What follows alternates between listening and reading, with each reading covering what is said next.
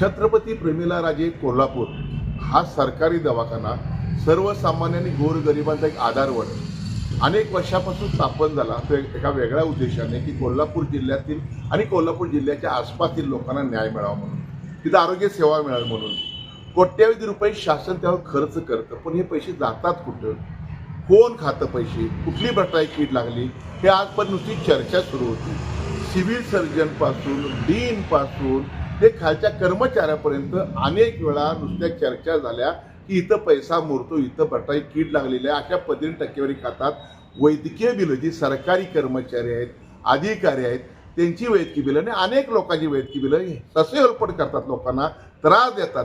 चंदगडपासून गगनबावड्यापर्यंत, शिरोळपासून गगनबावड्यापर्यंत या लोकांनी फेऱ्या मारायच्या आणि त्रास दिल्यानंतर त्यांना सांगायचं की 10%, 15% पैसे द्या, मग तुमचं वैद्यकीय बिल आम्ही तुम्हाला पास करून देतो म्हणून.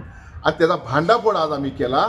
तो शिवसेना उद्धव बाळासाहेब ठाकरे या पक्षाच्या वतीने भांडाफोड केला आणि दाखवून दिलं की कशा पद्धतीने इथं नोंदणी केल्या जातात, रोज किती वैद्यकीय बिलं पास केली जातात, की किती पैसे जमा केले जातात, किती टक्केवारी घेतली जाते आणि कुणाला, कोण मॅडम, कोण सर एवढे पैसे दिले, 60,000 दिले, 30,000 दिले, लाख रुपये दिले. आणि काही सामाजिक कार्यकर्त्यांसुद्धा पैसे दिले नोंदी आहेत. ह्या नोंदी म्हणजे या डॉनमधल्या पिचमलेल्या एक लाल डायरी आहे. त्या लाल डायरीमध्ये कुणाही नाव आहे.